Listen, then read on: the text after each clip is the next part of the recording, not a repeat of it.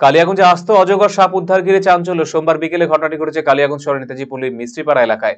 এখান থেকে উদ্ধার হলো একটি 6 ফুটে বার্মিজ পাইথন বা অজগর সাপ। যাযাবর জনজাতির এক ব্যক্তি এই সাপটি গলায় পেঁচিয়ে ঘুরে বেড়াচ্ছিল এবং মানুষকে দেখে পয়সা নিচ্ছিল। সেখানকার কিছু সচেতন মানুষেরা দেখতে পেয়ে ব্যক্তিকে জিজ্ঞাসাবাদ শুরু করে এবং উত্তর দিনাজপুর পিপল ফর অ্যানিমেলসের কালিয়াগঞ্জ ইউনিটের সদস্যদের খবর দেয়। সংস্থার সদস্যদের সেখানে পৌঁছানোর আগেই যাযাবর লোকটি ভিড়ের সুযোগ নিয়ে সাপটিকে ছেড়ে পালিয়ে যায়। খবর যায় বন দপ্তরে। এরপর রায়গঞ্জ বন দপ্তরের কর্মী রাজন শর্মা, আশিস দাস এবং উত্তর দিনাজপুর পিপল ফর অ্যানিমেলসের সম্পাদক গৌতম তান্তিয়া, সদস্য সৈকত সাহা, আয়ুব আলী রায়গঞ্জ থেকে কালিয়াগঞ্জ গিয়ে সাপটিকে উদ্ধার করে নিয়ে আসে। এভাবে রায়গঞ্জ বন দপ্তর এবং পশুপ্রেমী সংস্থা যৌথ উদ্যোগে অজগর সাপটিকে উদ্ধার করা হয়। এই বার্মিজ পাইথন বা অজগর সাপ বন্যপ্রাণী সংরক্ষণ তালিকায় 1 নম্বরে রয়েছে। সাধারণ মানুষ সচেতন হয়েছে বলেই সাপটিকে উদ্ধার করা সম্ভব হয়েছে। উদ্ধার করা সাপটিকে বন দপ্তরের হাতে তুলে দেওয়া হয়েছে। অজগর সাপটির স্বাস্থ্য পরীক্ষার পর শিলিগুড়ি, শুকনা বা মহানন্দা গভীর অরণ্যে ছেড়ে দেওয়া হবে বলে জানানো হয়েছে বন দপ্তর সূত্রে।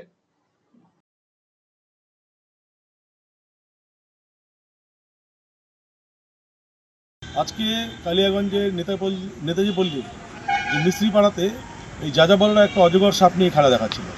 তো সেখানকার সচেতন লোকজন তাকে আটক করে, কারণ লোকজন সেখানে জানে এটা বন্যপ্রাণী সংরক্ষণ আইনে নিষিদ্ধ।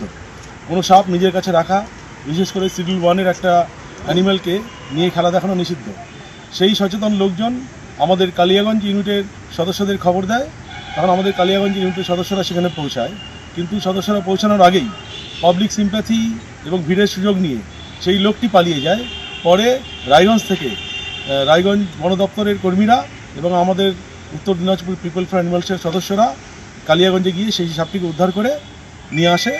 এখন সেটা বন দপ্তরকে হস্তান্তর করা হয়েছে এবং খুব শীঘ্রই এটাকে জঙ্গলে ছাড়া হবে।